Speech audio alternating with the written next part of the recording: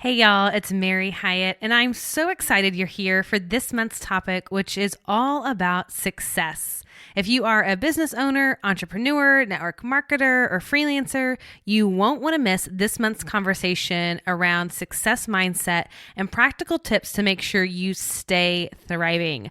I'm going to be sharing my business and selling secrets that have led me to build my 3 multi-six-figure businesses. So stay right here and let's hop into it. Welcome to the Living Fully Alive podcast with Mary Hyatt, here to help you find your authentic voice, learn how to love yourself, and embrace your life. And now, your host, life and mindset coach, body love advocate, and doTERRA Presidential Diamond, Mary Hyatt. Hey y'all, it's Mary, and I am so excited for this episode with special guest Teresa Heath-Wareing. Teresa and I actually met because she became a coaching client of mine, and then we ended up becoming dear friends. But she is amazing. She is an award-winning international speaker, TEDx speaker, y'all, trainer, podcaster, author, and business owner. And she works with businesses, entrepreneurs, and marketers to help them enhance their digital marketing and social media efforts. She is recognized alongside some of the world's social media and digital marketing thought leaders and is widely regarded as one of the United Kingdom's leading marketing influencers. Teresa has spent the last 15 years in marketing working with international brands such as Land Rover, Jaguar, Rightmove, and Lead Pages. She speaks and trains business owners and marketers all over the world, as well as in her online membership, the Marketing That Converts Academy.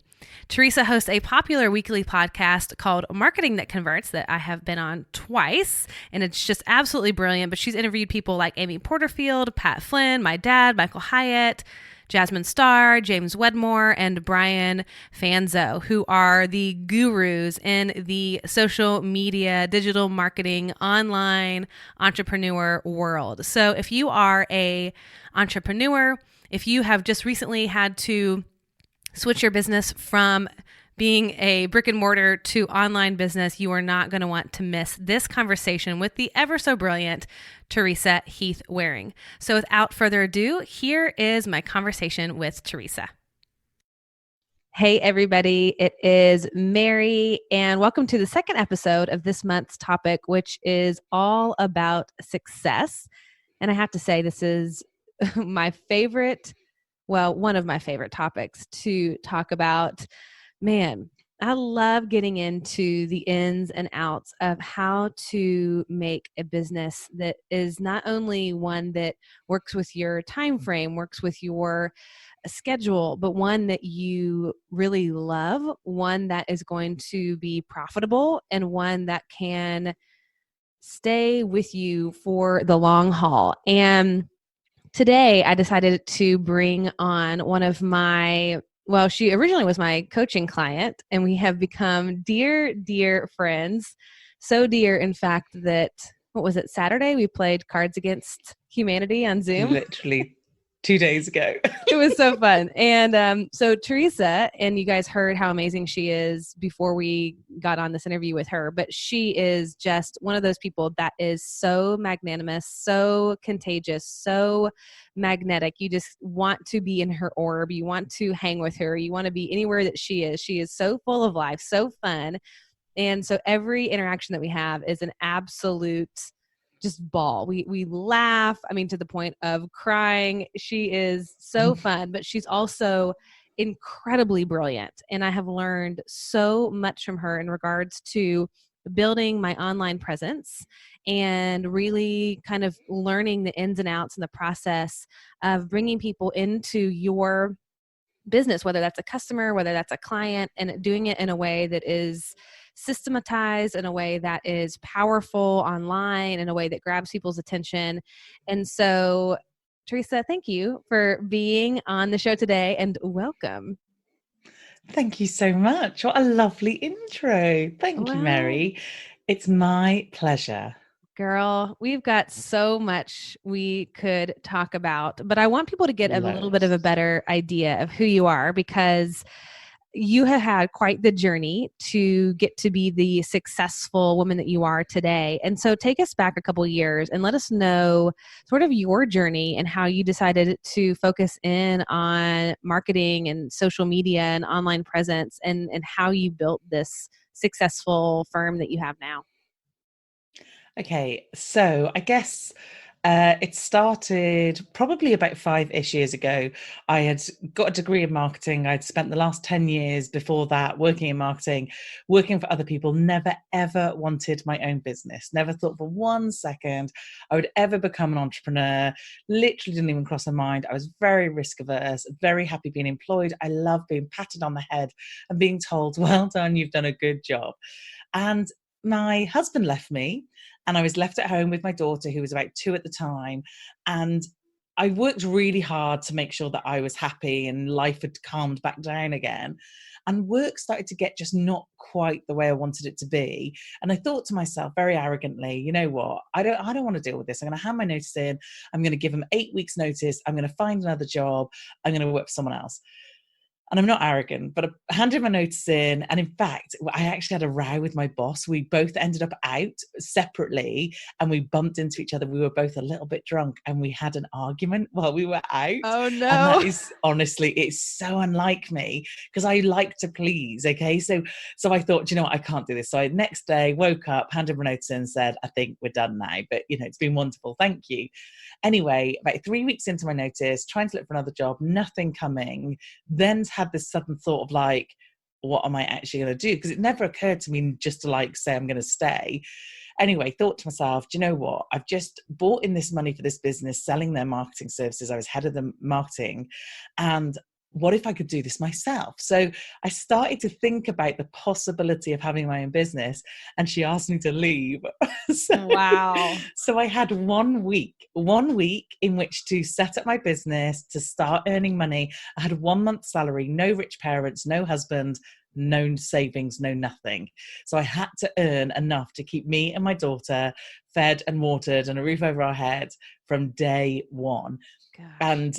And it was like a roller coaster. It was wild. And I went out and I started being a consultant for people, and I started going into offices and doing marketing for people. And then I got to the point where I was like, do you know what? I don't want to do this. I left my business because I didn't want that one boss anymore. And suddenly I went from one boss to 15 bosses, and they all wanted my time and they all wanted my attention, and it was totally overwhelming. And at about the same time, I started to be picked up as the social media and digital marketing expert. And basically when I started out, everybody and his dog was a social media expert. So I went and found all the world's experts. I went to the, Mari Smiths and the Kim Gass and the Amy Porterfields and the Pat Flynn's and all these amazing people in my space. And I went and learned from them, so that when I said I was an expert, I really was. So anyway, I started to get picked up, and I started to be very lucky in the fact that people were asking me to speak, asked me to train their audiences, and I was traveling an awful lot, and all these clients were still trying to take my time. So I decided that A, I needed to free up some more time, and B, I wanted to help even more people, because standing on stage and speaking, oh my God, that makes my heart sing. I love it. Loads of people get really fearful of speaking in public, don't they? But not me. It's lights me up. So I started to look at, okay, well, my business isn't going to work the way it is. So a few years ago, I started the process of taking it online. And now pretty much all of my business is spent and divided between me speaking. Well, as we're recording this, we're currently on lockdown for coronavirus, so I'm not speaking right now, or not in person. But once this is over, I will be back speaking in person. And then my online academy and my online 90-day program. So I pretty much divide my time through that stuff. I mean, that is such a powerful story. And I feel like what stands out to me, and I find this to be so true for people that are successful, is the reason so many people are successful. There's kind of either two reasons. Either one, they're highly disciplined, or two, they have no other choice but to figure it out. And I feel like that motivating factor of, I am now on my own, I have a child to provide for, nobody else is giving me money, I have to figure this out right now in real time. And I've seen so many people like on my doTERRA team, the people that I've seen that are successful, it's because they had such pressure and pain in their present circumstance that they needed to figure out a way quickly to get out of it. And it sounds like that's exactly what you did. It's like amazing how resourceful you can be when there is that either fear. I mean, fear really can be a powerful motivator. Yeah. It can be just that situation of pain, like you could be in a lot of debt, for example, and you have to get out of it, or you want to leave an abusive relationship, or you're, a single parent, you've got to figure it out. And I think the other piece that I find so fascinating about this story in particular for you is like, one, you had that, I've got to figure it out. And then two, you decided to take yourself through your own education to become an expert. And I want to talk about that for a second, because I think a lot of people think that they have to have all the knowledge before they can be successful. Like that they were either given that knowledge, they went to school for it, but it sounds like you kind of grassrooted it and went out and figured it out on your own by listening to other people. So what was that process like for you? Like, at the beginning, was there any kind of imposter syndrome? Like you had to kind of fake it till you made it, or did you have to wait until you just gobbled up all this information? What was that like for you? I think what the most interesting thing about it to begin with was the fact that I was totally under imposter syndrome, because I was out there saying, I want to be this expert, I want to talk about it. And there was all these people in my world locally, because it was all very local to begin with, who were doing the same. And I felt like, God, I must be lying here, or I must be making something up. And I felt like I was the one who was the imposter. And then I went and asked them, and I asked them in a very nice, non-competition type way. I literally just said, I don't want to basically dupe my customers. I don't want to tell the world I'm something and I'm not. So could you tell me what you did? And the truth was, Mary, they did nothing. Like, this was the point. They literally sat there and went, oh, well, I was pretty good on Twitter, so my friend said I should tell people how to do it. And I was like, well, what?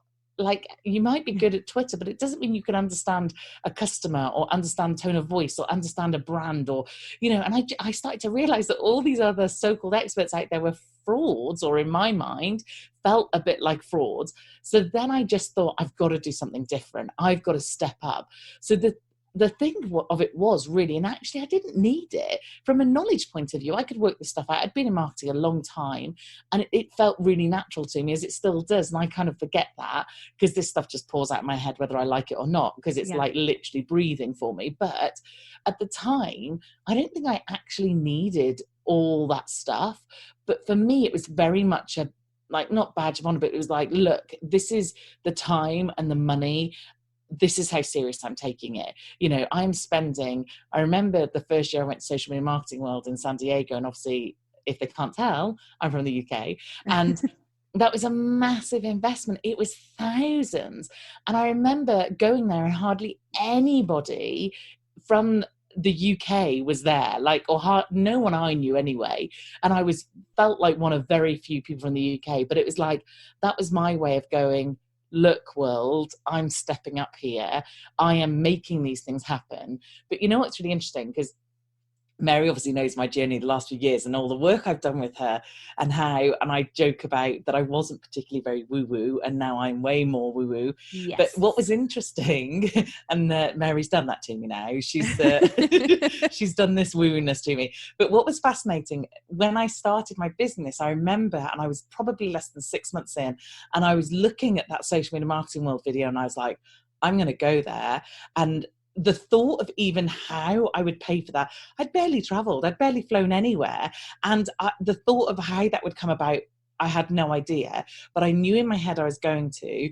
And then probably a few months later, because it was just as it was going live, as in the event was about to happen, a few months later, they sent me an email saying it's a really discounted ticket, and it was like £500 or something.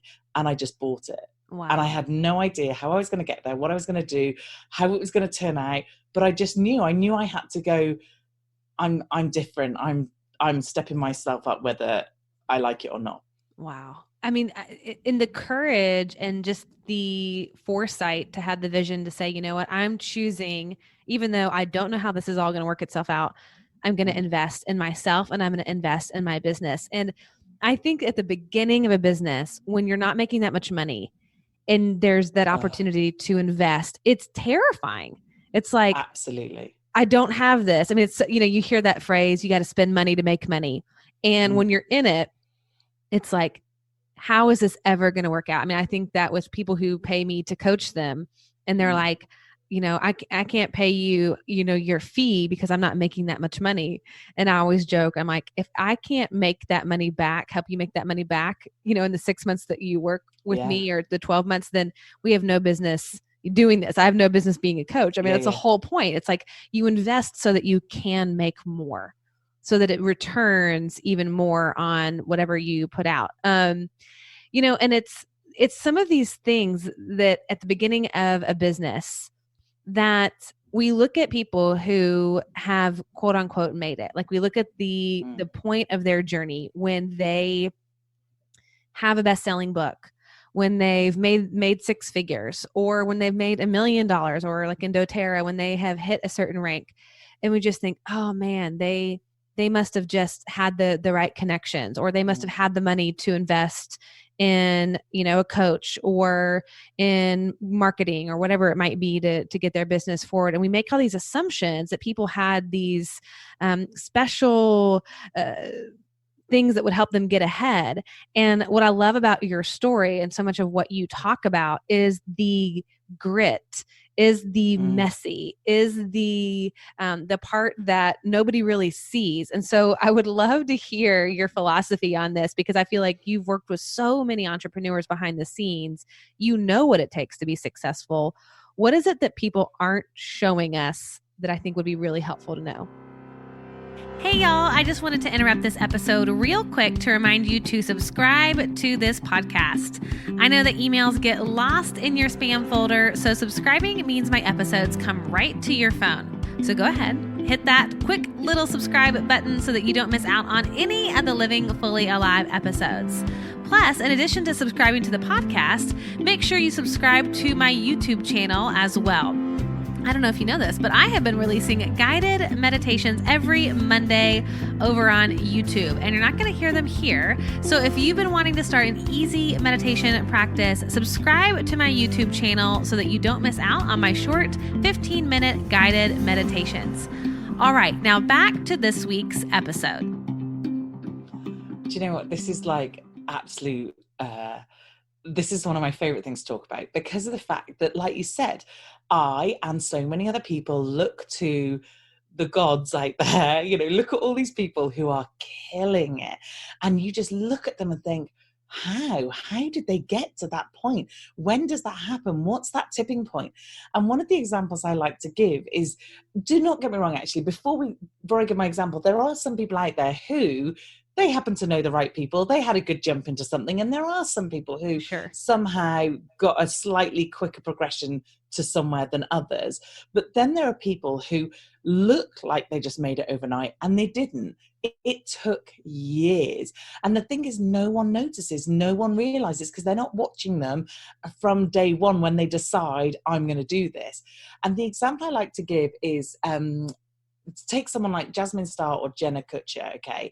Both of these two people on Instagram have 200 and something thousand followers. And people come to me all the time and they'll be like, how do I get followers? How do I get these things? And I was like, it's easy, okay? Do you want 200,000 followers like Jasmine? Not a problem. All you need to do is post consistently and show up every single day for about 7 years, and be interesting and entertain your audience and find your tribe. And then you'll get loads of followers. And it's like, this is the point. Look at how many posts she's done in that time. Look at how consistent she has been.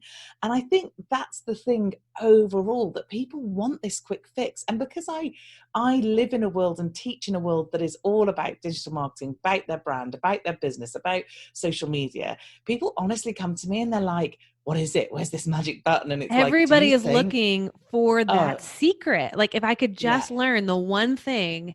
Oh my God. I mean, I fall into that all the time. I see something that somebody's doing and I think, maybe I just do what they're doing, then I'll be successful. Yeah. And that's not the case. The case is they showed up every day, whether someone was watching or listening or engaging or not. And they just kept doing it. They were tenacious. They were literally, this was in their heart and soul, because they couldn't have done it if it hadn't been. And that's the other thing. Again, I see people, and you can spot them a mile off, and you've seen them, I'm sure, as well, Mary, that it's like they see it and they want it. They don't have anything to offer for it, though. And it's like the people who get to the top, in my eyes, are the people who just adore what they do, because to carry on doing all that work, Yes. to be showing up every day without anybody paying any attention, or with little reward, or what feels like little reward, you've got to love it, or otherwise it's just not going to happen. Yeah. But like I said, the problem is we only discover these people when they're big, and then we just assume that was, they just happened to get in the right face of someone, or, and actually, if I can just talk about that for 1 second, one thing that was really interesting is, because relationships are really important, because if you can get in the face of someone that is big, or someone that you aspire to, then brilliant. But again, you've got to make these things happen. I was interviewed ages and ages ago, and the interview's question was, how did you get such amazing people on your podcast? And it's like, I flew 5,500 miles and I took them for a coffee. And she was like, say what? Are you serious? I was like, deadly. So I was at a conference and Pat Flynn was on stage, and he said, the way to get to have a relationship with someone that you're looking at and you're aspiring to be like, is why not suggest, away from a conference, because obviously conferences are busy, why not suggest you take them for a coffee? So I'm sat there like, yeah, brilliant, Pat, but this is ridiculous. I live in another country. And then I thought, do you know what? If I'm serious, if I want to make that relationship work. So I sent a video message to Pat and to Amy Porterfield, and I said, hi, I would love to take you out for a coffee, and I would love to have a chat with you and just come and see you. And I'm going to fly 5,500 miles to come and do that. Would you meet me? Well, how could they say no, for starters? I love it. But you know what was also fascinating, Mary, was the week that I contacted Amy, that following week, she put out podcast episodes, and it was titled something like 5 Things I Used to Do and Now Say No to. And one of them was go for coffee with people. You're like, yes. Honestly, because could you imagine if I'd heard that first and I just didn't take the risk? And I met both of them separately while I was in I went to LA, and then we drove down to San Diego. And Amy was like, right, I've got 1 hour. And we sat for 2, chatted. It was ace. Pat was exactly the same. 2 hours, went to a studio.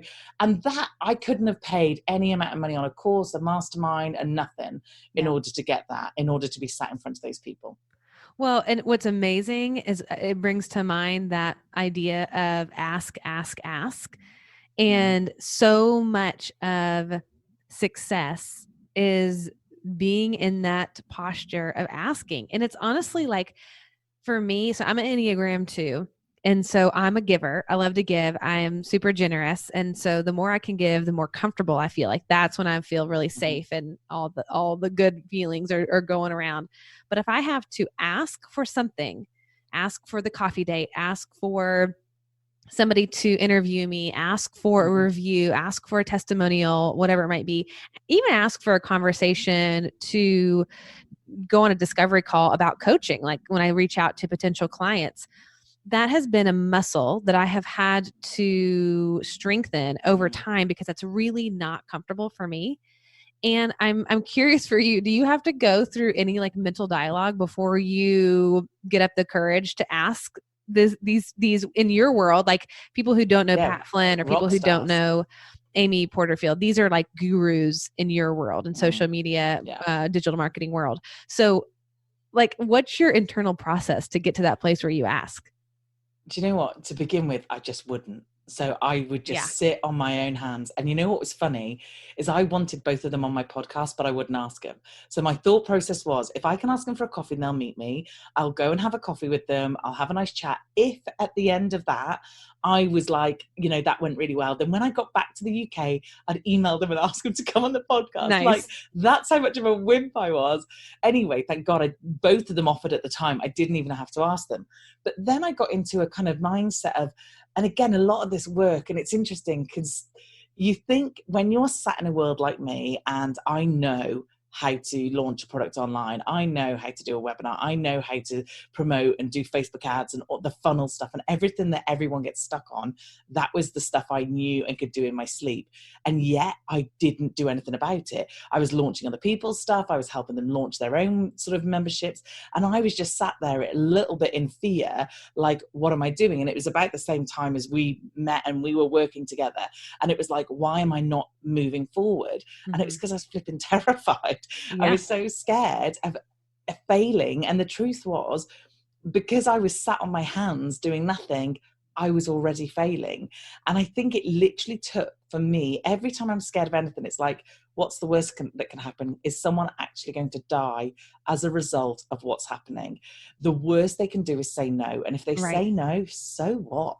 Like, and honestly, years ago, that would have mortified me. I'd have been so embarrassed or ashamed or all these ridiculous feelings, and putting everything back on me rather than someone saying no because it was to do with them. It was always back on me. It was like, oh, it's because I'm not good enough. It's because, they don't think I'm worth that, or I'm not, and then I just, with all the personal development work, just started getting to a point that was like, so what? So a few months back, I asked Seth Godin to come on the podcast and he said no. And that's cool. I genuinely am cool about that, because do you know what? He now knows who I am. And when I ask him again, which I will do, he might say yes next time, so it's just like, what have you got to lose? Literally nothing. Yeah. Just go and do it. Well, and I think that is such a principle of being an entrepreneur and being successful in what you're doing, is being willing to ask and being willing to ask again, and then being willing to ask again. And I think there's an art to this, because we all know the people that are obnoxious and ask so much that you're like, God, leave me alone. Like it's too much. And then there are some people that will come to me and will ask, like, for me to sit down with them or whatever it might be, selling me their products. And it's just an immediate yes. It's like, of course, that sounds like perfect alignment. So from a strategy kind of way of thinking about it, do you have a good way of explaining how to ask that could help sort of beef up your odds to get a yes? Is there any way to go about it that isn't obnoxious? Like, I'll give you one of mine, and then maybe that will like spur on some thoughts for you. But I remember my dad always used to say to me, he would say, never ask somebody to pick their brain. Like if you go say, hey, I'd like to meet up for coffee. I just want to pick your brain for an hour. And that was just drilled in me. My dad would always say, never offer to just pick somebody's brain, because that's not giving any kind of value. You're just taking. And unless the person's just incredibly generous or happens to know, your family or is a friend of a friend, they're probably not going to say yes. So what's your way of hoping to ensure that you're going to get a yes? So it's two things I think that I use. The first one is, what's in it for them? Because let's be honest, we all only really care about ourselves in a very unselfish way, but you know what I mean? Because if someone comes to me and says, Teresa, will you come and do this talk? Will you come do this thing? If I've got to pick between an audience of 500 perfect people and then an audience of 20 that maybe are not my target audience, I've got to understand whether that's a good use of my time. And the busier you get and the more popular you get, which is lovely, the more you have to make those choices. So first of all, I make it clear what's in it for them. And I make sure I pick people who would benefit from it. So if I want someone to come on the podcast, I pick people who my audience are going to love and my audience are their audience. So I know that, having and I know this to be fact because I've seen it happen. You've been on the podcast now twice, and I know numbers of my audience are now following you because of that, because you fit them really well and vice versa. So one of it was like, okay, this is, and it's not even about the size actually. In fact, I never tell people the size of my podcast. It's not that I wouldn't tell people, it's just that I don't put that in a pitch. I do it in a really personal way. So I used to send videos and only send videos because it's really hard to say no to a video. Like it's easy to say no to an email, but a face, not so much. So I used to send a video and then I'd say, I think you'd be perfect, or I think this would be perfect for you because my audience is entrepreneurs who do this, and I think your content would be perfect for them, so try and make out or not make out, it's genuine, this is a good audience. And then the other thing I do, which is a little bit of a funny one, it's the ego. Like, so I list people who are in their world. So one of the things I did is when I first started with the podcast or trying to get sort of mixing with people is one, I made big efforts to put myself in their space. So like I said, flew to San Diego to have a coffee with someone. I joined James Wedmore's group because I wanted to be in front of James Wedmore because he was connected to so many people.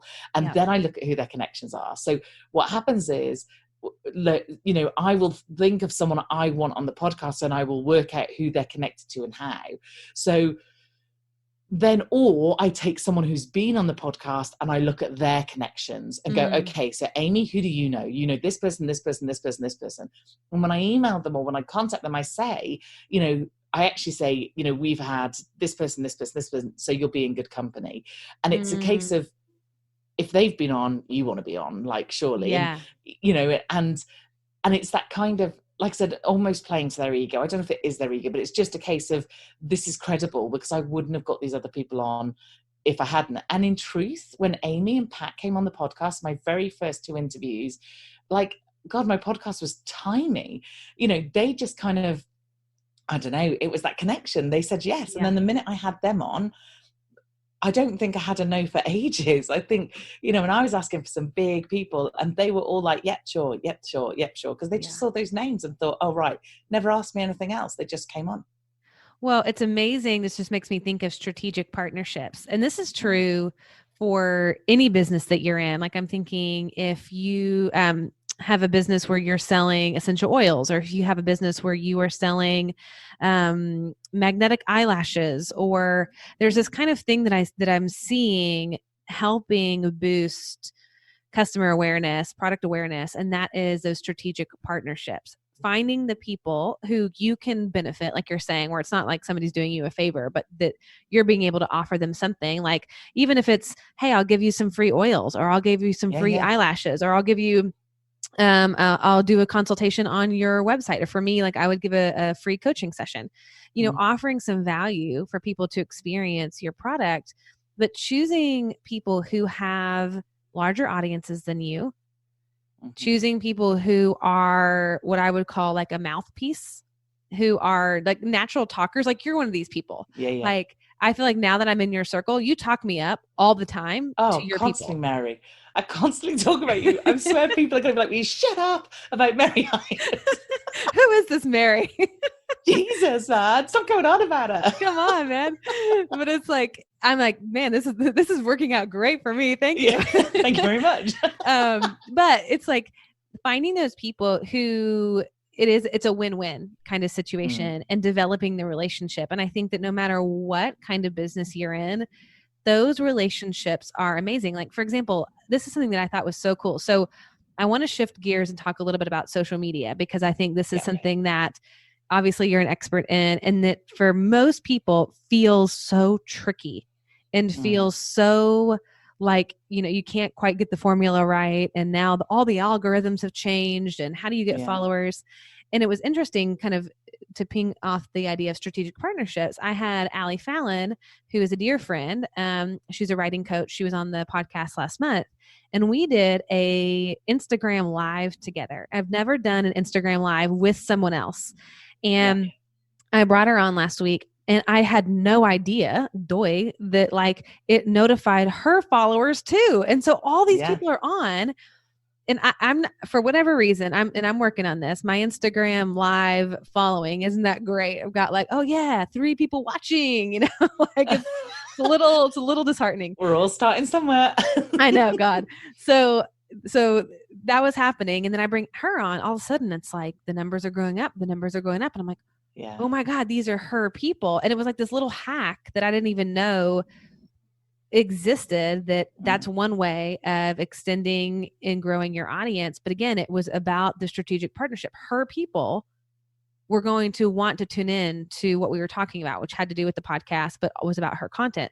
So when we're looking at social media, what, if you can kind of give us, like, in this snapshot of time and space, what would you say are the most important things to be focusing on when it comes to social media presence right now?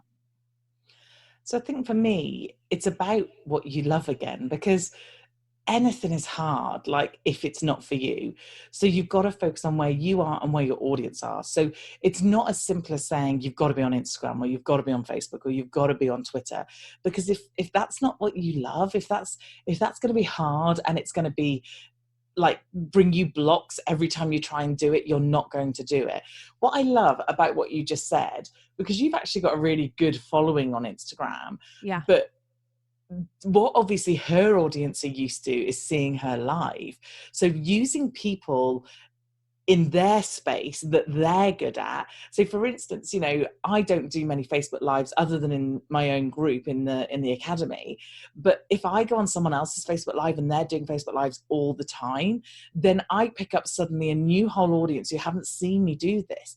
The same way as, interestingly enough, still to this day, my highest ever episode on the podcast was Jasmine Star, because at the time I had her on, she didn't have a podcast. So if someone wanted to hear Jasmine talk rather than go and watch her, or it was one of the only ways you could consume her content was through other people's podcasts. So it's like, it's about getting really comfortable in your own and not feeling like you've got to be everywhere and do everything, because you won't, and then you'll do them all terribly, and that's pointless. And I think the other interesting thing is, because I watch obviously the likes of Gary Vee, and he'll go on and be like, you've got to be on TikTok, you've got to do this, and it's like, I was about to say, do you say we should be on TikTok? Please say no. Well, no, not for me. It is not for me. But it's like, Gary runs a media company, and if you look at the content he puts out on all his platforms, it's being curated and it's being produced for those different platforms, and that's cool, amazing. When my team's big enough and I can afford someone just to do that, great, we'll do that. But right now, I do nearly all of my own social media. I say nearly all of my own. I have one of my team does the podcast images and videos, because they're the same every single week. We just obviously swap out the title and swap out the person, you know, whoever it is. But other than that, any other post you see is me that does it. So while it's like that, I have to choose where I put my time, and I'm on everything only because this is the world we're in. So I say everything, the main five, so Facebook, LinkedIn, Twitter, Instagram, and Pinterest. But for me, to create new content to go on something like TikTok, well, one, that just doesn't fit with my style. You know, I look at some of the TikTok stuff and I have to say it is not my bag. I find it a little bit awkward. My 10-year-old does it, for goodness sake, you know, and so that is not for me. So for me, it's about where I am, where my audience are, but where I love, because like I said, you know, it's all well and good saying, oh, well, I must be on Twitter, but if you can't tweet to save your life, then that's going to be an absolute waste of your time, and it's going to take up so much of your time. So do the thing that you love. Doing Insta stories for me is easy as. The same with you, Mary. You do lots of Insta stories. It doesn't feel like hard work, does it? Like, no. You know, I don't know about you, but some days I'll get to the end of the day and think, oh, I haven't done anything, because maybe I haven't done anything interesting enough to talk about. And you know what? Some days I get to the end of the day and think, oh, never mind, I haven't done anything. You know, if I felt that there was a need to, I would have done. But most days I manage to say something or do something or go on camera on Insta stories. So that fits really nicely for me. But, you know, am I going to be showing up every day on Facebook Live? No, it's not for me. That's not my bag. So I think focus on what you love, and then it'll just come across. But ideally, you want to be in the same place as your audience. That will help. Well, and I think the idea of what I hear you saying over and over again is the consistency. Like, continue to show up. And you have this saying, I forget how it goes, something about, it's not about build it and they'll come. How do you, what's your saying? So yeah, so it's like, it's off Wayne's World, I think. Like, nice. There was this saying on Wayne's World, build it and they will come. And it's like, no, build it, ask them again, try and convince them, give them some value, ask them again, and then maybe they will come. And I think this is the thing. Just the other day, someone contacted me and was like, okay, so we're going to do a website. And I was like, brilliant. And I was like, and how are you going to get people to that website? And they literally were like, oh, do people just not automatically know it's existing and therefore all flood to it? And it's like, no, that's not the case. Right. And this is why I think so many people, and I think a lot of people out there are selling a lie. They are selling the dream. They are selling the reality of, you know, that doesn't exist, of do this one thing and you'll become this huge success tomorrow. And it's like, if you could have gone back and watched their journey from day one, and this is what I love about where I am right now, because I'm at a level that lots of my audience go, I want to be at that level, but I'm at a level that I want to be way on from this. Yeah. So I love the fact that they are watching and experiencing it now. And someone wrote in my group a few weeks back, I love the fact that we're getting it, Teresa, at where we can afford her, and before she Totally. gets too big, because it's like, not hopefully, I'm damn straight this is going to happen. You know, when I am there, then I've got this whole documented journey of how I got there, and I can be honest about it, and I can say, yeah, you can have it too. You've just got to love what you do. You've got to be able to talk about it when no one's listening. You've got to be able to show up when no one cares, and just go, okay, never mind, no one showed up. Let's do it again tomorrow. Yay. Well, and it's, I think one of the most frustrating things, and you, I think, can get past this eventually, is that, at least how I felt at the beginning, it was like, I've already said that. I don't want to say that again. Like, I've already said it. Yeah. And it is kind of like a mind, you know what, when you realize you have to say the same thing over and over and over and over. And for somebody like me, so I like a lot of variety. And so it's hard because I kind of want to, like, every couple of years, I want to switch topics and I want to switch what I'm talking about. Yeah. And what I've seen is the people who are successful stick with the same topic. It's like they are married to it, and they literally talk about it every single which way, from every angle, every possible perspective you could imagine, but they're saying the same thing. It's kind of that idea of being a broken record. And the reality is that people are coming in all the time and haven't heard you say it a million times. Yeah. And so it's so important. And then it's like, if you write a book, it's going to be on that topic. If you speak, it's going to be on that topic. Every post is going to point back to whatever it is that your thing is. You know, I'm just thinking about this because I can talk about this from a personal brand perspective, and I can think about, you know, my podcast and the membership group that I'm creating and all of this that is my brand, Mary Hyatt. But how does this differ, or does it differ for people who have a product as opposed to a personal brand? How does this idea of showing up on social media or being a broken record, does that change if, like, let's say, like, I have a dear friend who sells cocktail mixing liquid, you know, or somebody who is selling essential oils? How does that, or does it change if you're talking about a product versus a personal brand? So I think there's still some elements of personal brand in a product. So what was the story behind it? Why did he, and I know who you're talking about with the cocktails, you know, why did that person create it? Why was that passionate to them? You know, let's take doTERRA oils, for instance. There are a lot of people who sell doTERRA oils. So the only thing that's going to stand you apart from someone else is you. Now, granted, you are then selling a product at the end of it, but if they're going to come, people like buying from people that they like. You know, there are some businesses out there that I will still continue to buy from, even though I know they're not the cheapest, even though I know I could get a product somewhere cheaper or in a different way or whatever it is, but I will still continue to buy from them because I love them. And the same goes, is there are people out there who I refuse point blank to buy from because I don't like how they do things, how they treat people, you know. So for me, even though you might be selling a product, you've still got to prove that you know what you're talking about. So let's take doTERRA just as an example. So you have got this product that and I've used you as an example before, actually, Mary, where you eat, sleep, breathe what you do and are. Okay, so to look at your feed, someone might see that you like doTERRA products, but they wouldn't think for a second that you've worked and have worked with doTERRA for a long time. Right. Because you're not trying to sell it to anybody. You're literally going, this is how I live my life. This is the kind of person I am.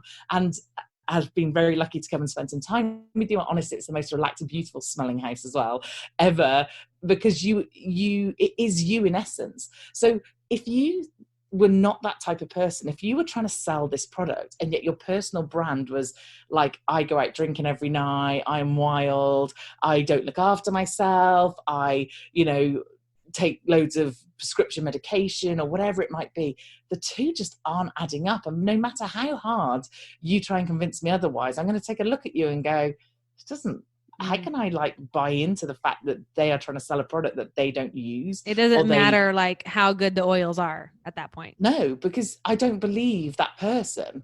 I want to see that person embrace their own product and embrace their own things. So I think even if you've got a product, you're still going to be the face. For most people listening to this, you're still the face behind your product. I still might go to a particular person for a particular thing or buy a particular thing because they're the people I like to buy it from, and they're and I know that, you know, they'll have the expertise, or they'll have the interest, or they'll have their knowledge. There's a gin shop. This is more my territory. There's a gin shop not far from where I live that sells all these amazing different gins. And I know I could go online and get them cheaper. And I rock up to that shop every few weeks, probably way too often, because I know she knows exactly the type of gin I like. So I'll walk in and go, what's this one like? Sure, and you won't like it. Or she'll go, you'll love this. And then she'll give me a sample of it. And then, you know, so even though she's selling a product that isn't even hers, you know, she's selling multiple products from other people. She hasn't made it. She hasn't, you know, she's merely the kind of conduit to it. The point is she's taken the time to build her expertise and show me she knows what she's talking about and get to know me as a customer. And therefore I will always go back and buy from her. Gosh, it really is. It's that personal piece of it. Even if it is a big brand. I mean, you see you see this true in like the Dove campaign that went viral, that was so personal about body acceptance and all shapes and sizes, and massively turned their company around. Their stock went up like crazy because it connected with their audience in a way that, or their customer base in a way that felt super personal. It was like, they see me, they hear me, they know me. And I think that that's so much of what we do when we are selling our products, when we can connect to what it is that that person is really looking for, that need, that personal connection, even if it's a global, even if you have a huge company, there is a way to distill that to where it feels like somebody's talking just to me. And I think that no matter what your product is or your service, it is thinking about that one client, that one customer, what it is that they need, how you can show up and serve them. And I think right now, and I kind of want to just, as we sort of wrap up this episode, you know, at the time of this episode, we're in the middle of lockdown. It's COVID-19, and every brick and mortar business just about has closed or is on, you know, has furloughed so many employees, and everybody is going online. And it's interesting. It's not that much different than people who are going and starting a business, except for the fact that they need money now and they are not familiar with how to do things online. So for you, as you've been seeing this, and I know some of your clients have come to you and said, okay, help me get all this online, help me get a website up, help me make this happen. Is there a way to be successful immediately when this is happening, or do they have to go through the same process that we've been talking about of consistency and success over time? So I think there is some opportunities for them. Now, granted, you know, the hard work will pay off eventually, and there isn't that magic button or pill or whatever they can just take and it'll just suddenly that why they're a success. But what these people have got is they have already got an audience, because just because this audience used to come into a shop now doesn't mean they don't exist online. So that's one thing. So they are starting from a slightly more ahead point than if you were just starting from scratch today. I think really it's the speed that you can turn and change. And this is what most businesses, or what I see in lots of businesses, they struggle with. They have their doubt, they have their procrastination. Should I have this system or that system, or should I make it look like this? And I did exactly the same, you know, and I know we've had conversations where if we carried on and we didn't put a deadline on things, we would just keep doing that. You know, you'd just keep going, oh, well, it might be better like this, and it might be better like this. Actually, just do it, and then you can change it. But the problem is when there isn't a pandemic and when there isn't all this situation going on, we allow ourselves, and granted, I always think there's, you know, some sense in obviously thinking things through before you go all in. But I think what this has done is it's made people have to move quickly and do things that maybe they should have been doing all along. Because surely, even if you're an online a store business or a sort of high street business, there's nothing wrong than having another stream. There is nothing wrong with actually having, you know, and funnily enough, some training that I've done recently, they have an online shop, but no one buys through it. They always come into store. Well, of course, the store's shut. So it's like, now we've got to push the online.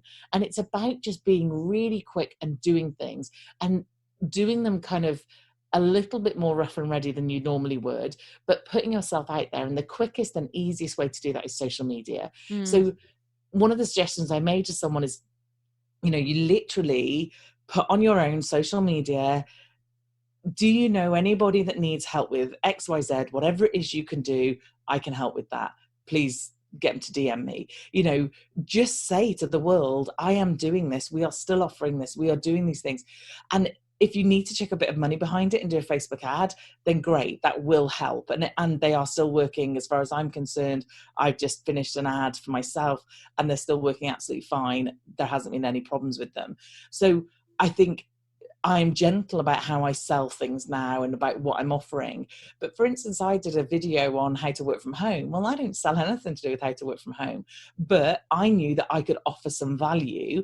And I knew that, putting some content out there that would be helpful at this time is great. So again, I think, one, don't stop putting content out there. In fact, if anything, put out more and really start promoting about. So again, great example, one of the Academy members, she does nails, right? So there's no way on this earth she can do nails right now because obviously the contact and the distance or whatever. So she's like, what am I going to do? So we sat down, she was on a coaching call, and I was like, right, this is what you do. You are going to explain to me how I take these nails off, because in a few weeks' time, I've got to get them off. Right. And I don't know how to, because I've never had to do it. So you add value and you love your audience and you help them by giving them some support. And then what you could do is you shift slightly. And I know you don't sell a product, you sell a service, but right now you've got to move with us and the needs of your customers. And my need right now is, at some point I've got to take these nails off. So then if you could sell me a kit that had all the stuff in, which you can presumably still buy from your suppliers, because obviously she does this for a living, or she might even have it in the salon. If you can give me those things that I need right now, great, do that for me right now.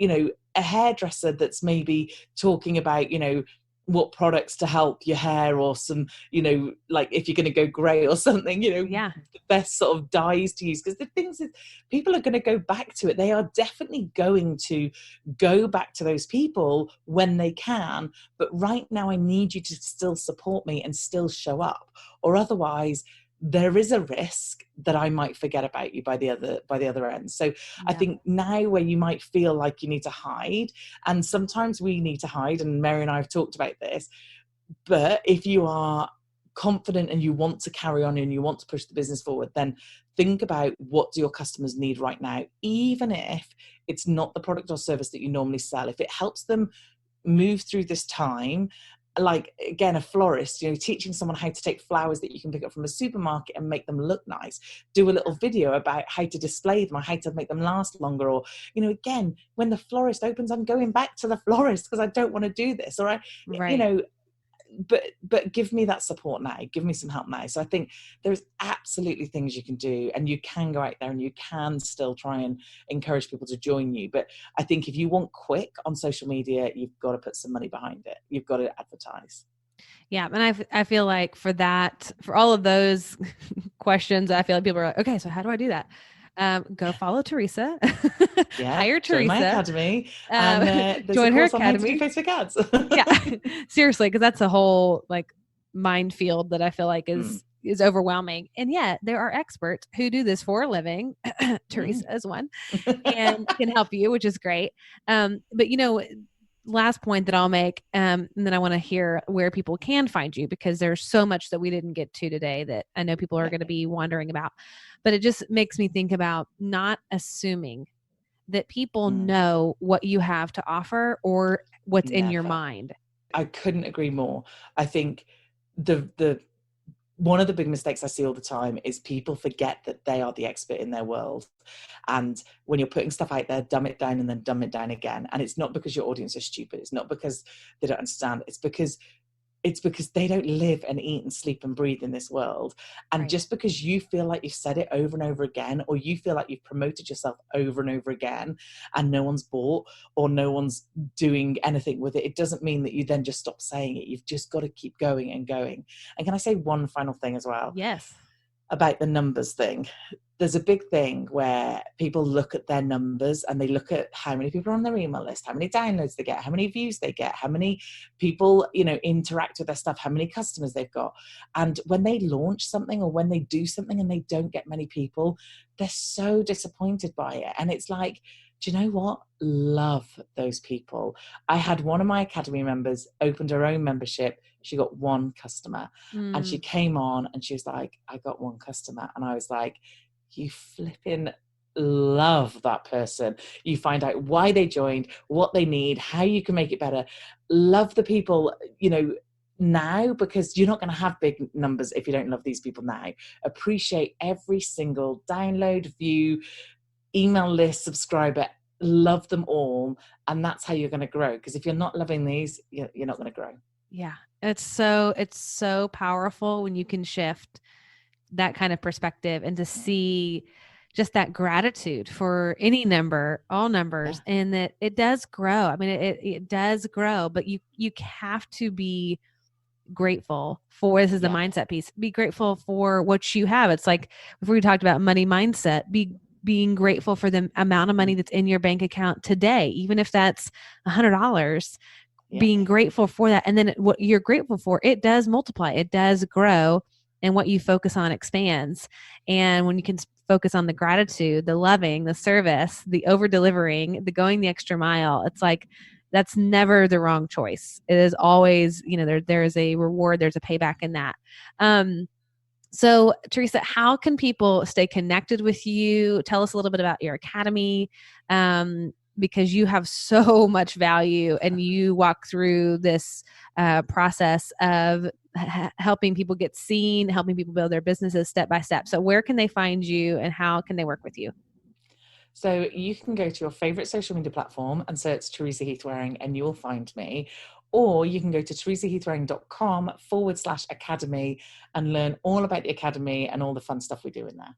Awesome. And I'll link to all of that in the show notes. So you can just look down on your screen that you're viewing right now and you can click directly. And Teresa, thank you for your time, for your wisdom.